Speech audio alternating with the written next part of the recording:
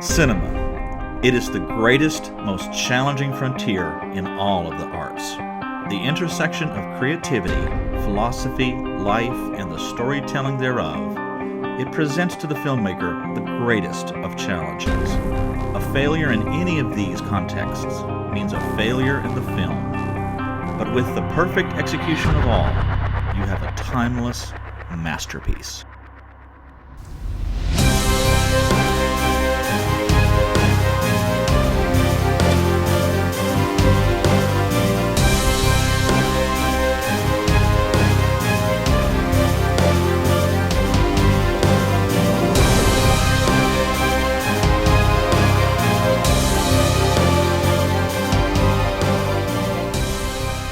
Ryan, it's that time again. Time for another episode of Beckner and Lipscomb at the movies. This episode we're going to be talking about what film? Kind of a under-the-radar film for us called A Ghost Story. Casey Affleck is in this film, but I would never have even known this movie existed unless a friend of mine hadn't called me up and said, "Hey, went and checked this movie out. You definitely need to go see it. It's one of the best movies I've seen in a long time." Yeah, he was definitely gung-ho. Yeah, and it was definitely a weird movie. It was done by A24 Studios, which is a fairly, as far as my understanding, a company that's just now kind of hitting their stride. The film that kind of has put them on the map right now was Neon Demon that came out earlier last year. I personally thought that was a fairly solid film. There's a couple of films in that same genre that are a little bit better. Starry Eyes, for example. Mm-hmm. But still pretty good, especially for a theatrical release. It was very artsy, very innovative in its own aspects and its own light. And I think that we're going to see a lot more from that company coming up here in the future. We actually saw several trailers for films that company is putting out in the trailer for this movie anyway. But yeah, really weird film. Very experimental, very indie, very hipster vibey-esque, but worth talking about, though, right? Worth talking about, yeah, for sure. All right, so that's what we're going to do on this episode of Beckner and Lipscomb. We're going to talk about the film A Ghost Story, and we're going to see if it lives up to its name.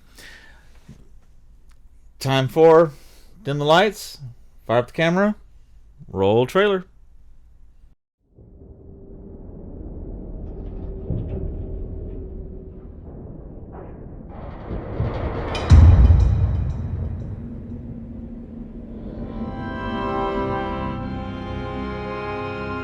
When I was little, we used to move all the time.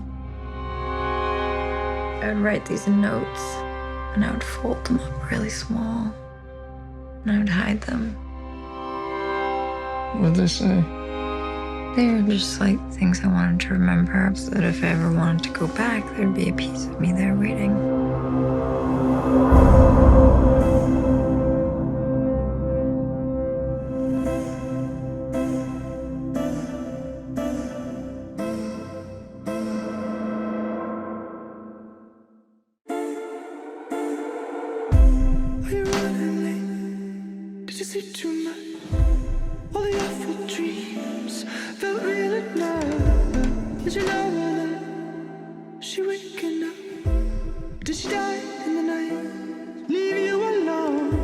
What is it you like about this house so much? History? No place like home. That's a business.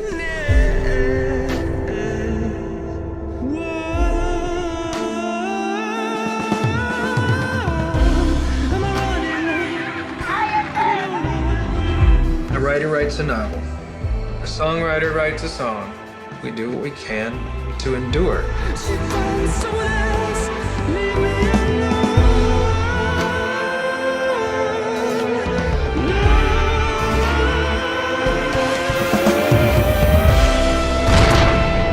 We build our legacy piece by piece, and maybe the whole world will remember you, or maybe just a couple of people, but you do what you can to make sure you're still around after you're gone.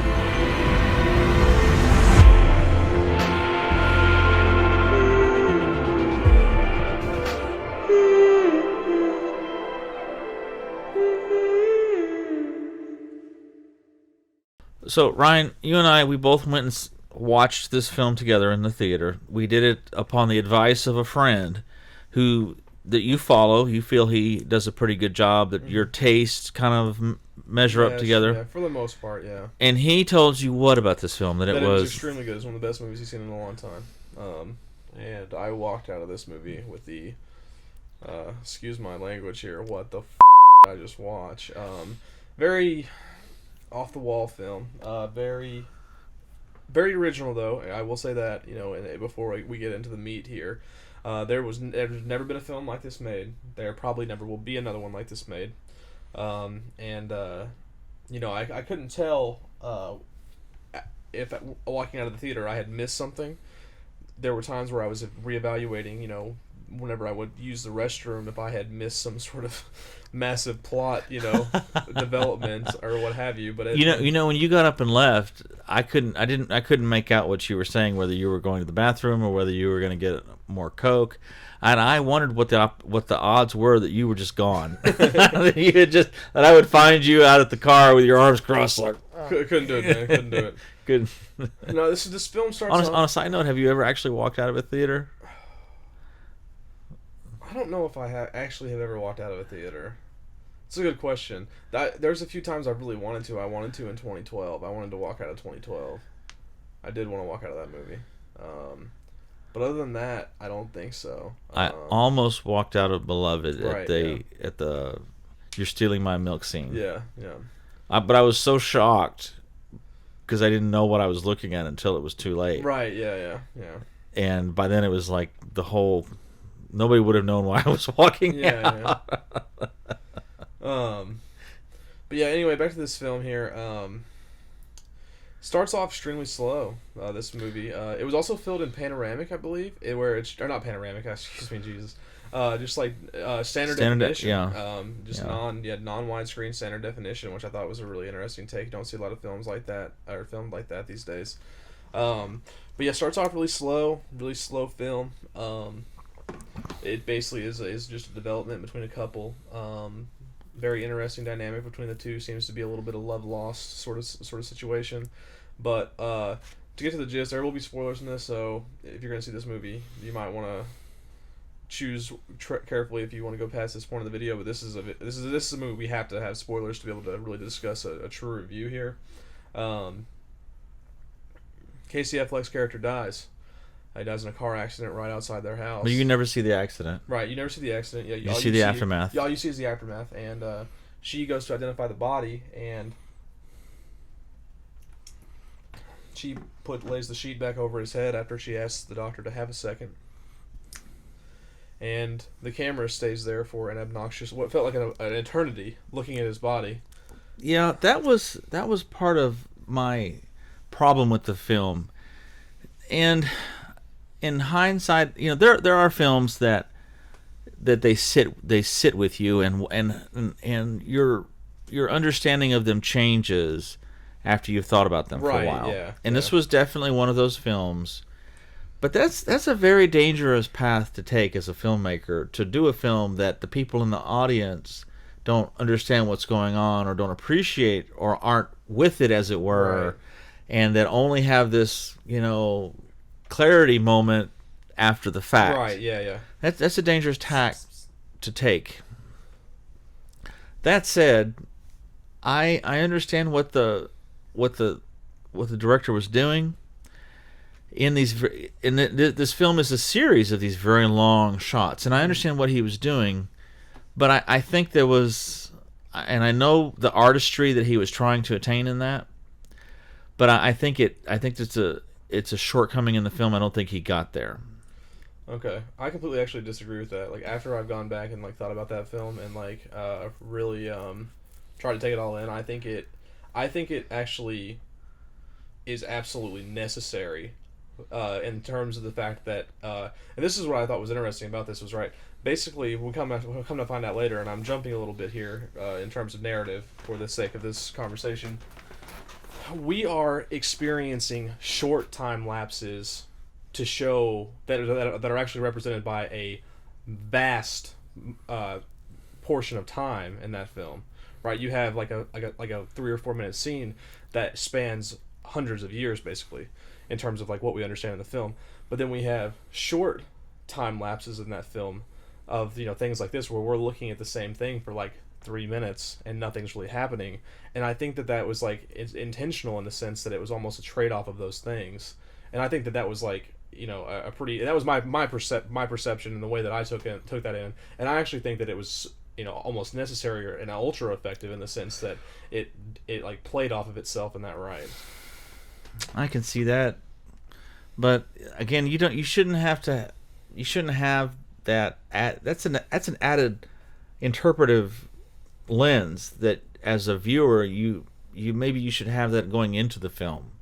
But to just go in there point blank and see this, I mean, I knew it was going to be sort of be an artistic film, Mm-hmm. and I knew it was gonna not cut some corners, but just be dangerous in some ways. And so I appreciate filmmaking like that. I just like I said, I see what he was doing, and I appreciate what he was doing after the fact. But I think, and I don't want to say that he's an immature filmmaker. I think that what I believe what happens in these scenarios is that the director as an artist becomes too immersed in the presence of the film. And to speak honestly, I have this problem as a writer. I hate to edit. I'll just be honest. And you know this from reading some of my essays. I love to write, and I love to go very deep into a subject and go out tangentially and then bring it all back together in a summation. That's my style of my writing. And so at a certain point in an essay that I may have written, you may not know where I'm going, but I try as a writer to bring that back together and pull it through, as is done in films often, where you don't know where a filmmaker's going or you don't know why you're seeing what you're seeing, but then it all comes together in the end. I enjoy that. But sometimes, as a writer, when I'm editing my work, I have to get outside myself, and I have to look at my essay as an outsider reading it for the first time, and see outside myself how somebody else will see this. And granted, the stuff that I write, typically very few people would even want to read it, if anybody, honestly. Right. So if I'm honest with myself, I do write for my own enjoyment and not for other people. Write to live, live to write. That's just, that's a part of who I am. But as a filmmaker, you are producing a film for an audience. At least I hope you are. If you're watching it, obviously you're a part of that audience. Right. And so you have to, at some point, do that same practice, that same skill set of getting outside your own mind, outside of your own creativity, and not allow your senses to be dulled by the, what's the term? The tyranny of the obvious. That you're there, it's in front of you. This is all that you're seeing, versus seeing something at first blush. Right. Yeah. I get what you're saying. I mean, I get the point you're making. And I think that having the director and screenwriter and storyboarder having written the film, storyboarded it, shot it, I'm sure that they were watching this and it just made perfect sense to them. Right, yeah. And this is why a lot of times filmmakers will do dailies. They will, which by definition is they'll take footage and they'll show it to people or themselves to kind of see how the gist of that film is going. Right. I mean, there's films that you can watch, and they're just perfect. Like L.A. Confidential, that from the beginning to end, that film is just that, or The Usual Suspects. That film is just perfect all the way through. There's other films that at some point they just break. There's this excellence, and then something happens, and the whole film changes. The Abyss, James Cameron's one of his films. That film is it's so good all the way to the very end, and it's almost known as an example of a film that just falls apart at the very end. It just becomes almost ridiculous. That said, those dailies are so that the filmmaker can see that his artistic vision is matching up what's in his head is actually going on to the celluloid in a conducive way, and also so other people can look at it and see where this is going and how it's functioning if it's happening. And if you don't get outside that creative bubble, you're just in love because you're in love with this. This is your baby. Right. It's like someone coming up to you and saying your girlfriend's fat. No, she's not. She's my girl. She's perfect. You know. No, your girlfriend's put on 25 pounds. Yeah. No, she's not. Should we use a different example? No, I think it's fine, yeah. But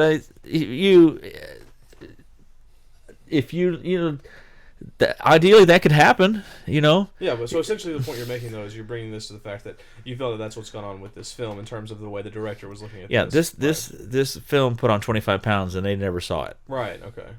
Because they were in love with it. However, if it was intentional though, for what I'm saying, then there would be more merit to it though, right? Do you agree with that? I think it was always intentional. I just think that they lost track of the ability to convey that to an audience on first blush. Well, maybe again, Matthew, this director was making this film and he realized this film wasn't going to be for everybody like your writing could be per se.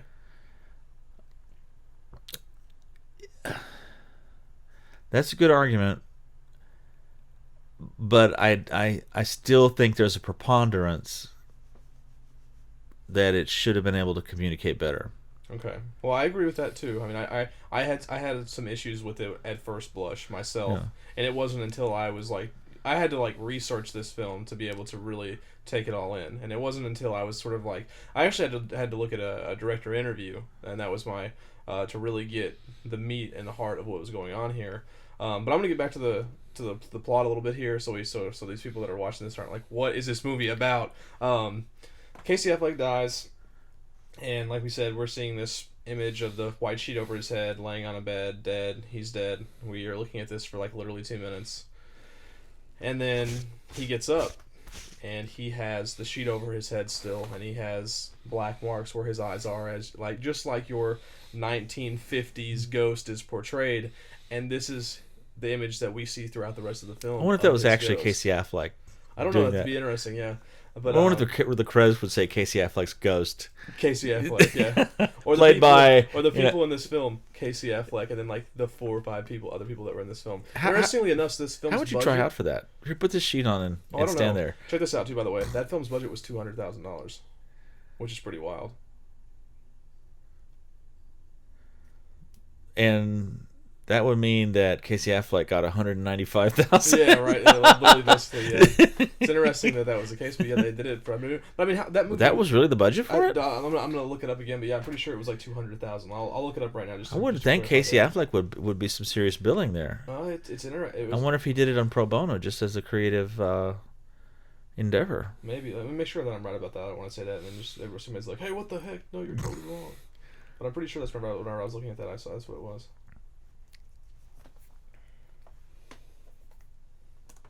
Oh, budget $100,000. That's what it was. Budget was $100,000. No shit. That's what I'm looking at right now on Wonder Wikipedia.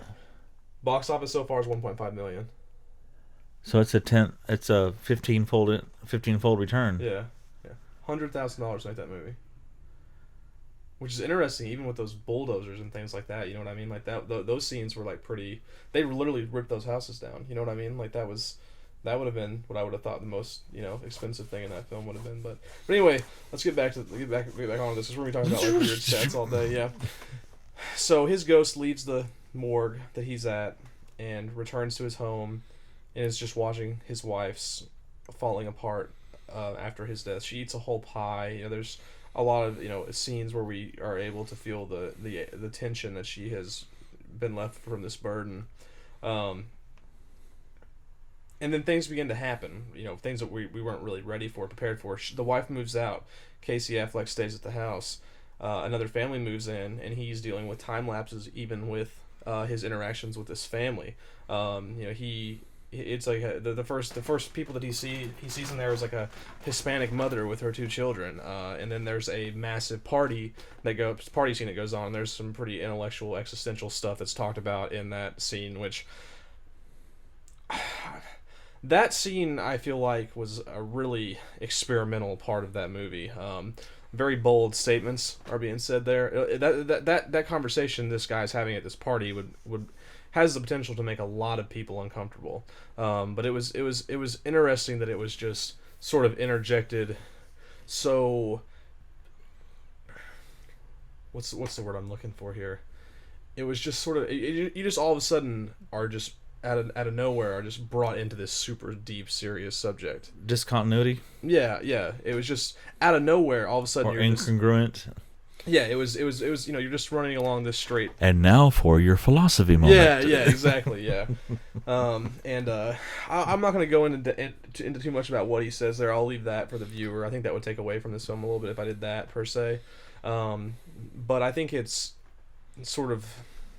I think the reason that it's in there is it sort of ties with what's going on with his ghost character, or is alluding to what he's dealing with and things like that. Basically, long story short. So you think that is the secret decoder ring for the whole film?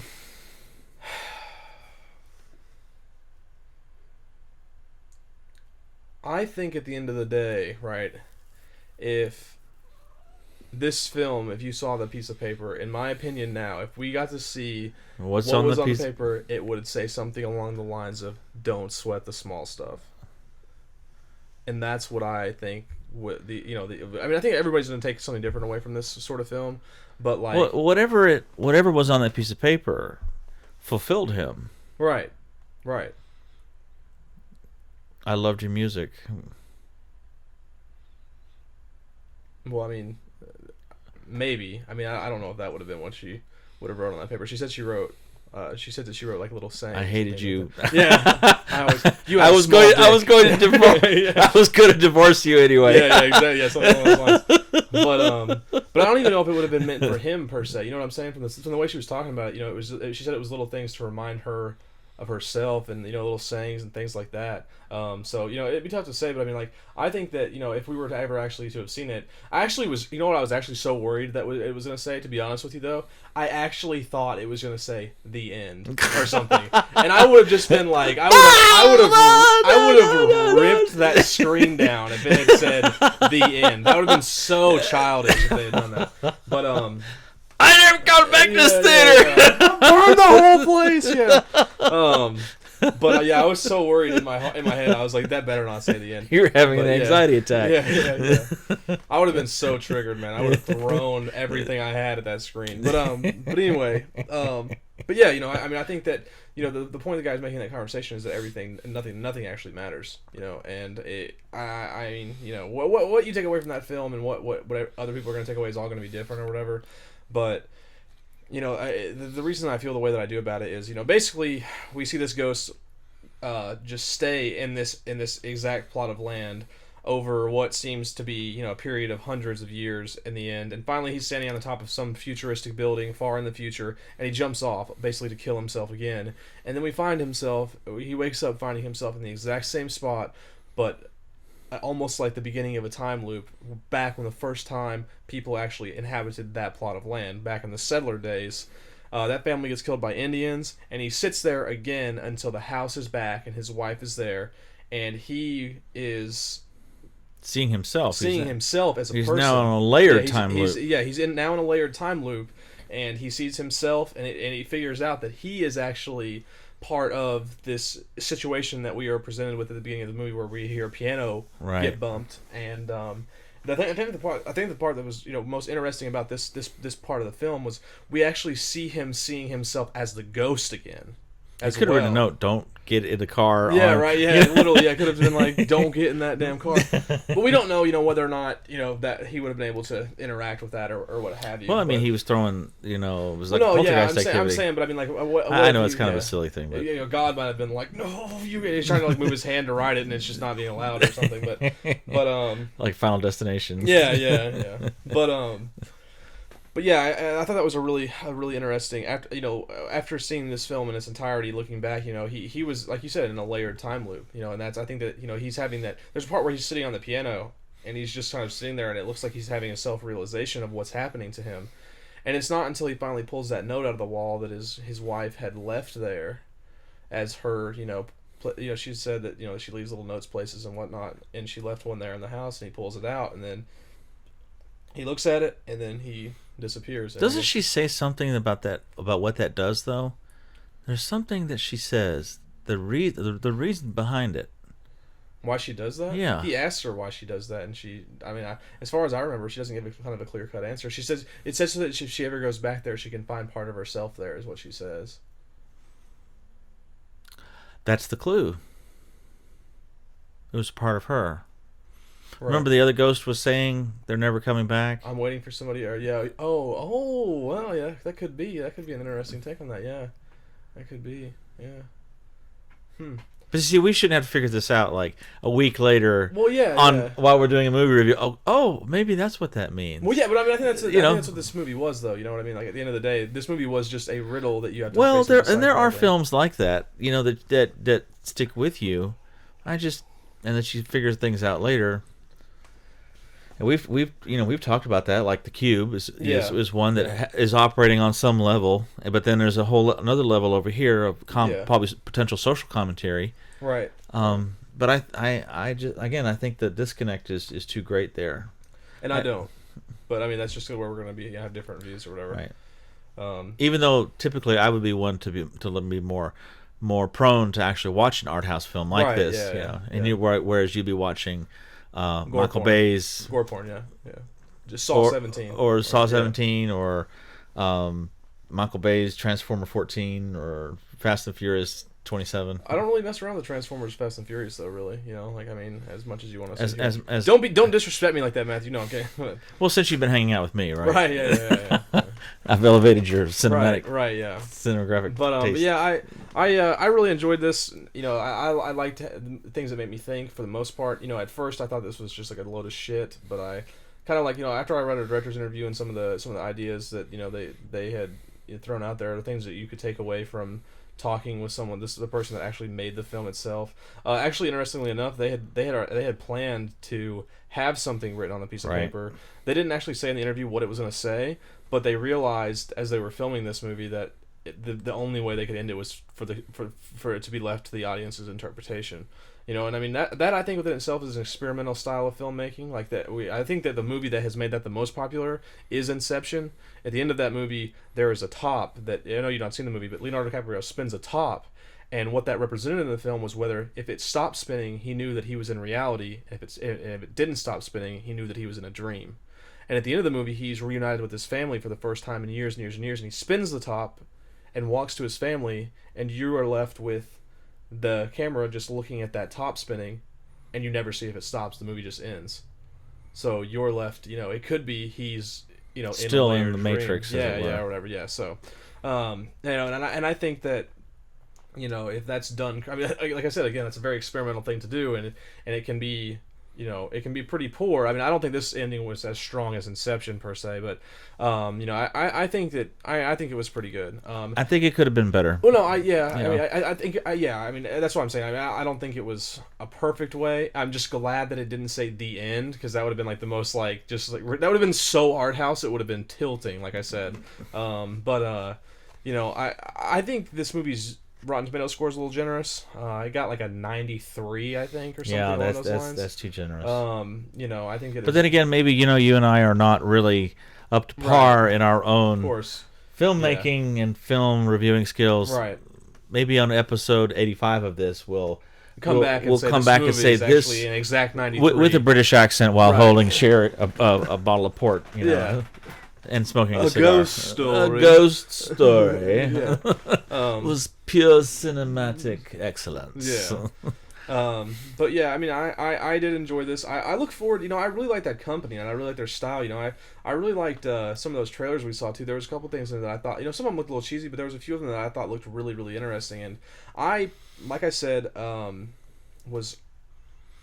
I really liked the Neon Demon. I did, even though it. Did you ever actually see that movie? I haven't seen that yet. Okay, yeah. I mean, that movie's concept is it takes the whole entire model feminine body ideology that we have, the social stigma with it, and plays off of that as the horror aspect. What the concept is you have this girl walking in to become a model that just has this amazing figure and look that it was just given to her, and she just walks in a studio one day and she's beating out these models that have been working their entire lives to be getting these jobs, and it's just because she naturally has this aura about her, and it creates this series of events where these girls turn against her, and it becomes this art house. Oh yeah, I remember the trailer. Yeah. And I mean, a lot of people. There was a lot of stuff in that was experimental, and there was some pretty bizarre things. But the interesting twist in that movie is that they eat her, they consume her to be able to consume her beauty, and it's like it's an interesting turn of it. It's a very surreal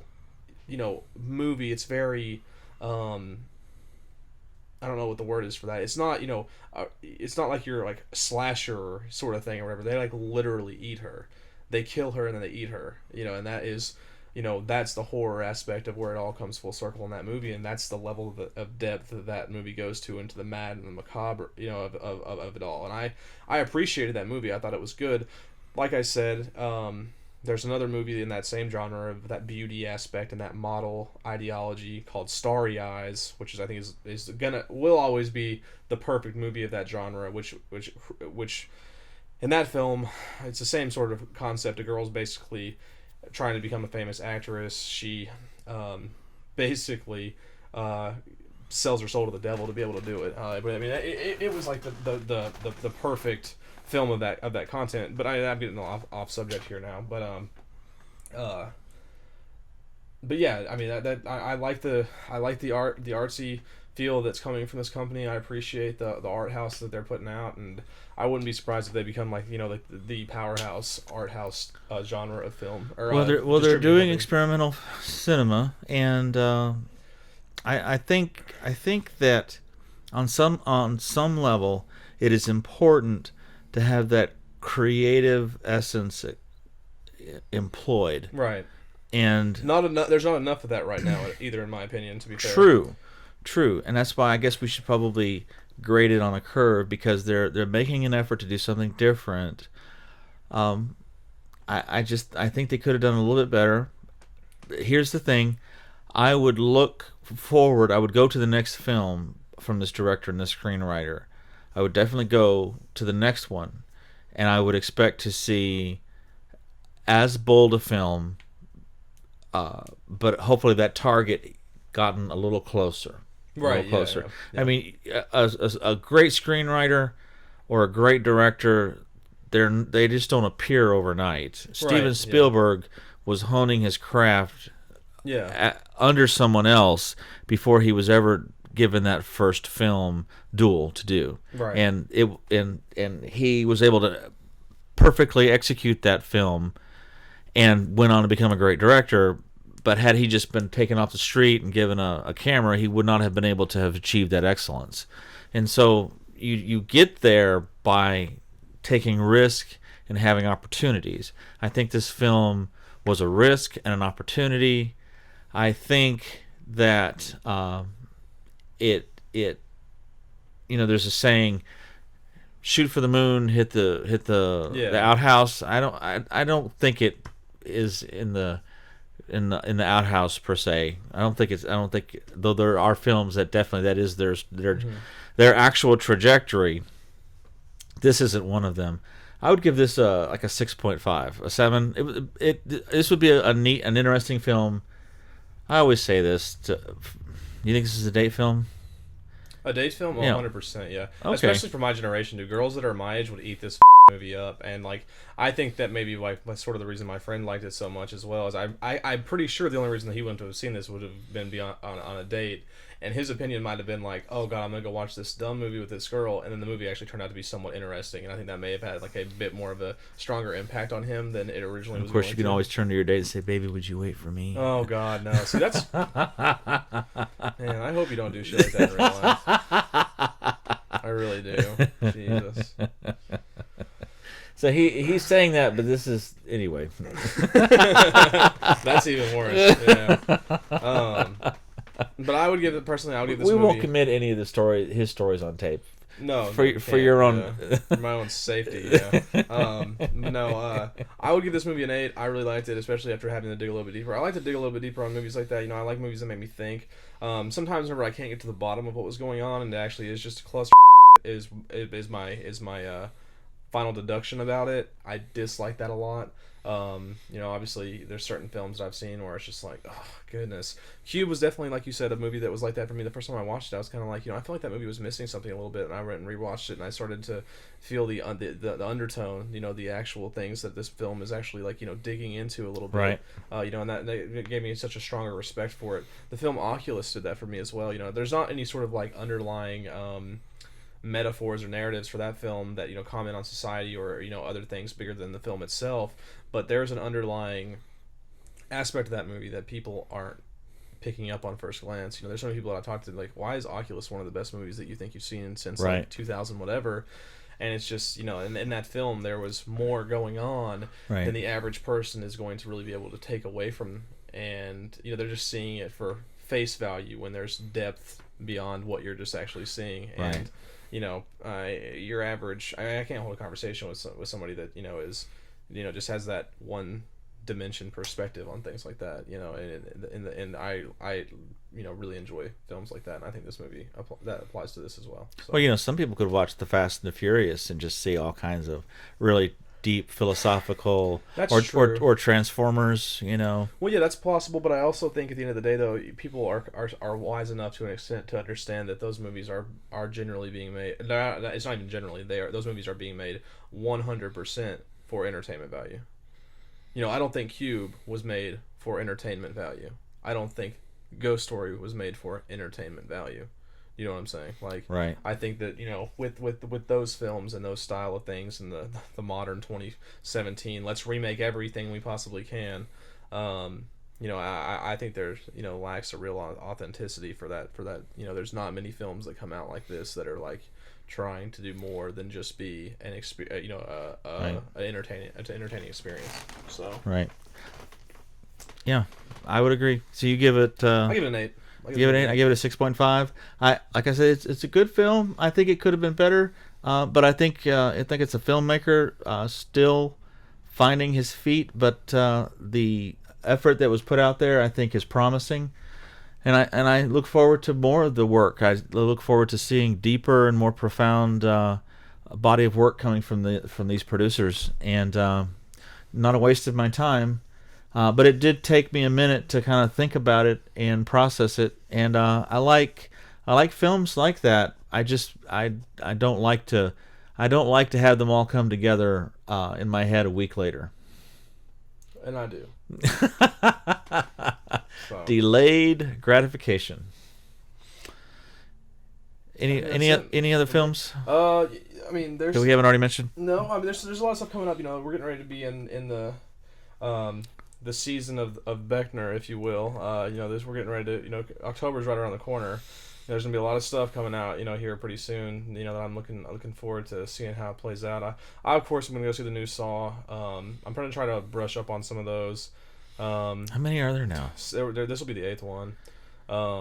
But I didn't see like the That's last 16 hours of film. Yeah, I didn't see the last 3 or 4. But I sort of, I should have seen them, but I just didn't. But I'm gonna try to make my way through those for whenever this new one comes out. We have Jeepers Creepers 3 is finished. It's filming production. I'll be really I will be at the first showing possible. Rumors are saying that they're gonna show more of the genesis of that creature. It's supposedly it's gonna have some sort of background a little bit, maybe a bit of a prequel-esque. Imagine that nature to it. What a concept. Where's that coming from? We're not seeing enough of that in 2017. It is coming out. Speaking of that, whenever I went to go see Annabelle, that new Annabelle, that's total shit today. They showed it. It actually showed a clip from it. It had Stephen King open up this movie with, he said, I want to thank everyone, for that will be attending to go see this film. This film is one of my most personal works to me, and I'm glad it's finally getting its, because the original It was a TV special thing. Right. It was never actually on in theaters or whatever. He said, I'm glad this personal work is actually finally getting put to the big screen. He actually also said, and this is something that's really interesting for Stephen King, he usually is really unhappy with the way people make his books into movies. Right. Was that he thinks this is an extremely good depiction.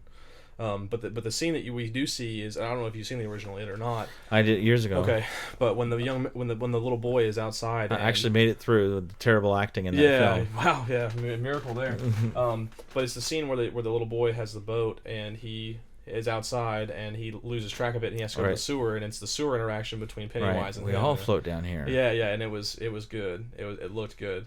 I mean, it wasn't like gut wrenchingly creepy, but I mean, like, it was effective, and like if they have that same level, it's gonna set clowns back about 20 years. Well, yeah, of course, yeah. We're gonna get like 15 more. The clown college union is gonna be rioting in the streets. Yeah, literally, yeah. It's just gonna be clowns are people too. But we're gonna have to edit that out. Yeah, probably. Yeah. But yeah, it looked interesting. So yeah, I think that I would expect for people that do watch us fairly regularly, it'll probably be a bit more of a horror season coming up, with it, especially being around October. We're gonna try to dig deeper too into some of the older, like Hammer. Yeah. This would be a good time for that as well. We're gonna some Hammer times. Yeah, some Hammer time. Yeah, great. Can't touch this. Great joke, Matthew. Yeah.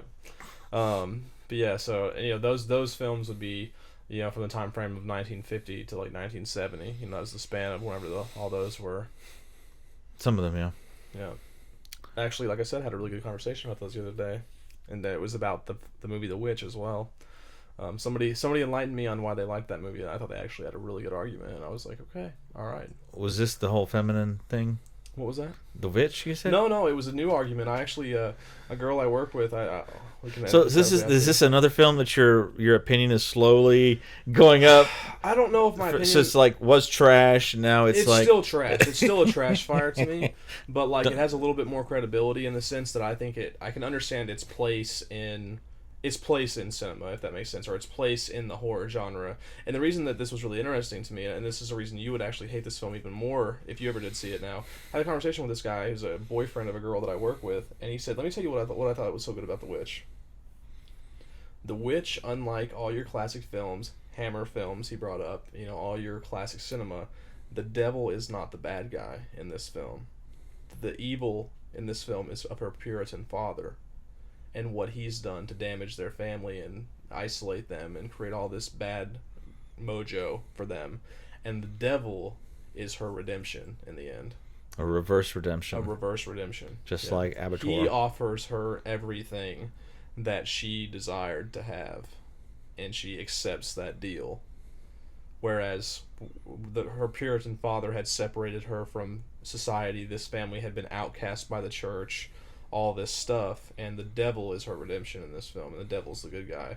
And his point was that is counterintuitive to almost everything we hardly ever see in cinema anymore, or ever did, where at the end of the day, the monster or what have you, for the most part, is always the evil. The devil is always the evil. The devil's always the advocate. In all these films, and that was the inversion. Yeah. And that to him was what gave that movie a lot of credit. So now, what is that film now for you? Like 7? 4. 4. It went from a 2 to a 4. 2 to a 4. Okay. Yeah, 2 to a 4. Well, we're waiting for the next revelation that's going to get it up to a 6.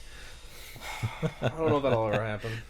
That was probably the best point I could imagine being made possible about that film, but okay. Yeah. All right. So we're so grateful that you've joined us for this episode, and like you said, we've got a lot more coming, and we're having a lot of fun. We hope that you're enjoying.